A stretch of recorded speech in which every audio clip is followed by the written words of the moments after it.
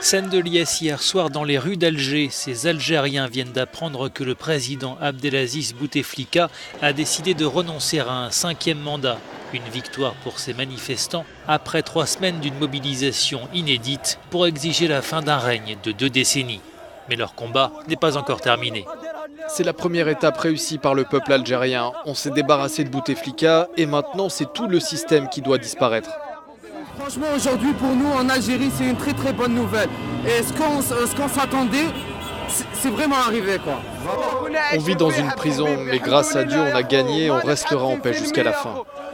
Mais rapidement, la joie a laissé place au doute. Bouteflika renonce certes à un 5e mandat, mais annonce dans le même temps le report de l'élection présidentielle sans fixer de nouvelles dates. Le président algérien, qui a fait une rare apparition hier soir à la télévision, au cours de laquelle il a accepté la démission du Premier ministre. Visiblement très affaibli, le regard vide, Bouteflika était rentré la veille de Genève après 2 semaines d'hospitalisation. Dans sa une ce matin, le quotidien algérien El Watan résumait la situation. Il annule la présidentielle, mais reste au pouvoir. La dernière ruse de Bouteflika, écrit le journal. De son côté, l'opposition voit à travers l'allongement de ce 4e mandat une agression contre la Constitution.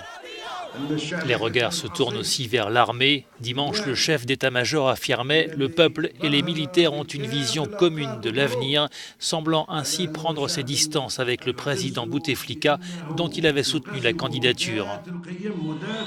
Que va-t-il se passer maintenant ? Dans sa déclaration, Abdelaziz Bouteflika annonce la tenue prochaine d'une conférence nationale représentative de la société algérienne, laquelle sera chargée de fixer la date de la présidentielle. Mais Bouteflika l'assure, il ne sera pas candidat.